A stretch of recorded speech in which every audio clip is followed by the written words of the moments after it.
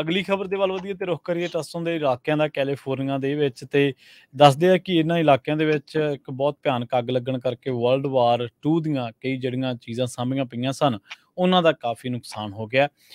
ਦੱਸਦੇ ਆ ਕਿ ਜਿਹੜੇ ਚੀਫ ਬ੍ਰਾਇਨ ਫਨੈਸੀ ਨੇ ਜਿਹੜੇ ਕਿ ਔਰੰਜ ਕਾਊਂਟੀ ਦੇ ਫਾਇਰ ਅਥਾਰਟੀ ਨੇ ਉਹਨਾਂ ਨੇ ਦੱਸਿਆ ਕਿ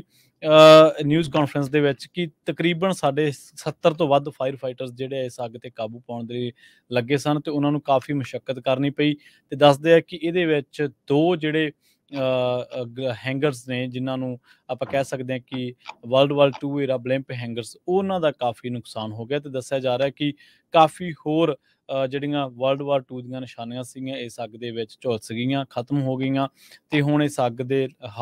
ਅੱਗ ਲੱਗਣ ਦੇ ਹਾਦਸੇ ਦੇ ਕਾਰਨ ਜਿਹੜੀ ਜਾਂਚ ਆ ਉਹ ਕੀਤੀ ਜਾ ਰਹੀ ਹੈ। ਦੱਸਿਆ ਜਾ ਰਿਹਾ ਕਿ 17 ਸਟੋਰੀ ਜਿਹੜੀਆਂ ਸੀਗੀਆਂ 1000 ਫੁੱਟ ਲੰਮੀਆਂ ਸਨ ਤੇ 300 ਫੁੱਟ ਚੌੜੀਆਂ ਸਨ ਤੇ ਹੈਂਗਰਸ ਜਿਹੜੇ ਆ ਉਹ ਇਹਨਾਂ ਦੇ ਵਿੱਚ ਲਾਰਜੈਸਟ ਵੁਡਨ ਸਟਰਕਚਰ ਉਹਨਾਂ ਨੂੰ ਕਿਹਾ ਜਾਂਦਾ ਸੀਗਾ ਤੇ 20ਵੀਂ ਸੈਂਚੁਰੀ ਦੇ ਵਿੱਚ ਇਹਨਾਂ ਨੂੰ ਬਣਾਇਆ ਗਿਆ ਸੀਗਾ। ਉਸ ਤੋਂ ਬਾਅਦ ਦੱਸਦੇ ਕਿ ਹੋਰ ਵੀ ਕਾਫੀ ਜਿਹੜੀਆਂ ਯਾਦਗਾਰੀ ਚੀਜ਼ਾਂ ਸੀਗੀਆਂ ਵਰਲਡ ਵਾਰ 2 ਦੇ ਵਿੱਚ ਵਰਤੀਆਂ ਗਈਆਂ ਉਹ ਵੀ ਕਾਫੀ ਨੁਕਸਾਨੀਆਂ ਗਈਆਂ ਨੇ ਤੇ ਹੁਣ ਦੱਸਦੇ ਆ ਕਿ ਅੱਗ ਦੇ ਉੱਤੇ ਕਾਬੂ ਪਾ ਲਿਆ ਗਿਆ ਤੇ ਪਰ ਉਹ ਕਹਿੰਦੇ ਕਿ ਤਕਰੀਬਨ ਜਿਹੜੇ ਆ ਟਸਟਨ ਦੇ ਵਿੱਚ ਇਹ ਜਿਹੜਾ ਇਲਾਕਾ ਵਾ ਇੱਥੇ 79,000 ਰੈਜ਼ੀਡੈਂਟਸ ਜਿਹੜੇ ਉਹ ਰਹਿੰਦੇ ਆ ਤੇ ਲਾਸ ਐਂਜਲਸ ਦੇ ਜੇਕਰ ਆਪਾਂ ਦੇਖੀਏ ਤਾਂ ਸਾਊਥ ਈਸਟ ਦੇ ਇਲਾਕਿਆਂ ਦੇ ਵਿੱਚ ਇਹ 34 ਮਾਈਲਸ ਦੂਰ ਪੈਂਦਾ ਵਾ ਤੇ ਹੁਣ ਦੱਸਦੇ ਕਿ ਕੰਟੈਕਟ ਕੀਤਾ ਜਾ ਰਿਹਾ ਯੂਐਸ ਨੇਵੀ ਦੇ ਨਾਲ ਜਿਹੜੇ ਕਿ ਇਸ ਬਿਲਡਿੰਗ ਨੂੰ ਔਨ ਕਰਦੀ ਹੈ। ਮਿਸਟਰ ਲੰਬਰਟ ਜਿਹੜੇ ਨੇ ਇਸ ਦੇ ਬਾਰੇ ਗੱਲਬਾਤ ਕਰ ਰਹੇ ਸੀਗੇ ਤੇ ਉਹ ਕਹਿੰਦੇ ਕਿ ਹੁਣ ਜਿਹੜਾ ਬੇਸ ਆ ਇਹ ਬਣਾਇਆ ਗਿਆ ਸੀ 1942 ਦੇ ਵਿੱਚ ਸੈਂਟਾ ਐਨਾ ਨੇਵਲ ਏਅਰ ਸਟੇਸ਼ਨ ਵੱਲੋਂ ਤੇ ਉਹੀ ਇਹਨੂੰ ਔਨ ਕਰਦੇ ਤੇ ਉਹਨਾਂ ਅਧਿਕਾਰੀਆਂ ਦੇ ਨਾਲ ਅਸੀਂ ਜਿਹੜੀ ਗੱਲਬਾਤ ਆ ਇਹਦੀ ਰਿਪੋਰਟ ਆ ਜਿਹੜੀ ਉਹ ਦੇ ਦਿੱਤੀ ਗਈ ਹੈ। 1951 ਦੇ ਵਿੱਚ ਜਿਹੜਾ ਉਹ ਇਹਨੂੰ ਰੀਐਕਟੀਵੇਟ ਕਰ ਲਿਆ ਗਿਆ ਸੀਗਾ ਜਿਹੜੇ ਜਦੋਂ ਸਪੋਰਟ ਕਰਨ ਦੇ ਲਈ ਕੋਰੀਅਨ ਵਾਰ ਦੇ ਵਿੱਚ ਤਾਂ ਫਸਟ ਏਅਰ ਫੈਸਿਲਿਟੀ ਡਿਵੈਲਪ ਜਿਹੜੀ ਆ ਉਹ ਕੀਤੀ ਗਈ ਸੀ। ਇੱਥੇ ਕਾਫੀ ਜਿਹੜੇ ਆਪਰੇਸ਼ਨ ਸਨ ਉਹ ਚੱਲੇ ਸਨ ਤੇ ਉਸ ਤੋਂ ਬਾਅਦ 1990 ਦੇ ਜਿਹੜੇ ਯਾਦਗਾਰੀ ਆਪਰੇਸ਼ਨ ਆ ਉਹਦੇ ਨਾਲ ਕਾਫੀ ਜਿਹੜੀਆਂ ਯਾਦਾਂ ਨੇ ਉਹ ਜੁੜੀਆਂ ਹੋਈਆਂ ਨੇ। ਕਾਫੀ ਸਮਾਨ ਉਦੋਂ ਜਿਹੜਾ ਵਰਤਿਆ ਗਿਆ ਸੀ ਖਾਸ ਕਰਕੇ ਹੈਲੀਕਾਪਟਰਸ ਦਾ ਜਾਂ ਆਪਰੇਸ਼ਨਸ ਦੇ ਨਾਲ ਰਿਲੇਟਡ। ਉਸ ਤੋਂ ਬਾਅਦ 1999 ਦੇ ਵਿੱਚ ਜਿਹੜੇ ਇੱਥੋਂ ਆਪਰੇਸ਼ਨ ਸਨ ਉਹ ਬੰਦ ਕਰ ਦਿੱਤੇ ਗਏ ਸਨ। ਜੀ ਸੈਨੋਜ਼ੇ ਦਾ ਇੱਕ ਪੁਲਿਸ ਆਫੀਸਰ ਮੈਕਨਮਾਰਾ ਉਸ ਨੂੰ ਹੁਣ ਰਿਜ਼ਾਈਨ ਕਰਨਾ ਪਿਆ ਹੈਗਾ ਆ ਕਿਉਂਕਿ ਉਸਨੇ ਇੱਕ ਬਹੁਤ ਹੀ ਜਿਹੜਾ ਮੈਸੇਜ ਆ ਕਾਲੇ ਮੂਲ ਦਾ ਇੱਕ ਨੌਜਵਾਨ ਮੁੰਡਾ ਸੀ ਇੱਕ ਟਾਈਮ ਦੇ ਉੱਤੇ ਲੜਾਈ ਹੋਈ ਸੀ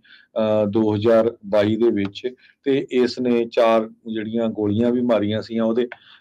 ਉਸ ਤੋਂ ਬਾਅਦ ਜਿਹੜਾ ਇਹ ਮੈਸੇਜ ਛੱਡਿਆ ਸੀ ਉਹ ਇੱਕ ਤਰ੍ਹਾਂ ਦੇ ਨਾਲ ਪੂਰਾ ਰੇਸ਼ੀਅਲੀ ਡਿਸਕ੍ਰਿਮੀਨੇਸ਼ਨ ਵਾਲਾ ਮੈਸੇਜ ਸੀਗਾ ਤੇ ਉਹ ਜਦੋਂ ਬਾਹਰ ਆ ਗਿਆ ਉਹਦੇ ਨਾਲ ਲੋਕਾਂ ਨੇ ਰੌਲਾ ਬਹੁਤ ਪਾਇਆ। ਸੈਨੋਜ਼ੇ ਦੇ ਪੁਲਿਸ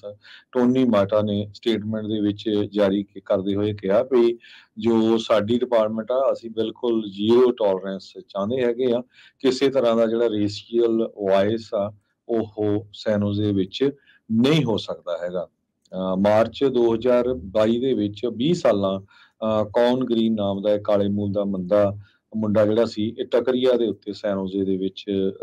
ਟਕਰੀਆ ਲੈ ਰਿਹਾ ਸੀ ਤੇ ਜਦੋਂ ਉੱਥੇ ਫਾਈਟ ਹੋ ਗਈ ਤੇ ਉਹ ਤੋਂ ਬਾਅਦ ਜਦੋਂ ਪੁਲਿਸ ਵਾਲਾ ਗਿਆ ਇਸਨੇ 4 ਵਾਰ ਉਹਦੇ ਗੋਲੀਆਂ ਮਾਰੀਆਂ ਤੇ ਮੈਸੇਜ ਜਿਹੜਾ ਆ ਉਹ ਯੂਜ਼ ਕੀਤਾ ਵੀ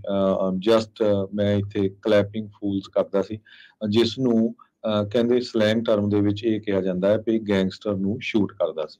ਹਾਲਾਂਕਿ ਉਹਦੇ ਕੋਲ ਕੋਈ ਪ੍ਰੂਫ ਨਹੀਂ ਸੀ ਵੀ ਉਹ ਮੁੰਡਾ ਜਿਹੜਾ ਆ ਕਿਸੇ ਗੈਂਗ ਦੇ ਨਾਲ ਰਿਲੇਟਡ ਆ। ਹਾਲਾਂਕਿ ਉਹ ਇੱਕ ਕੌਂਟਰਾ ਕੋਸਟਾ ਦੇ ਵਿੱਚ ਬਹੁਤ ਹੀ ਤਕੜਾ ਫੁੱਟਬਾਲ ਦਾ ਪਲੇਅਰ ਸੀ। ਜੀ ਸੋ ਜੀ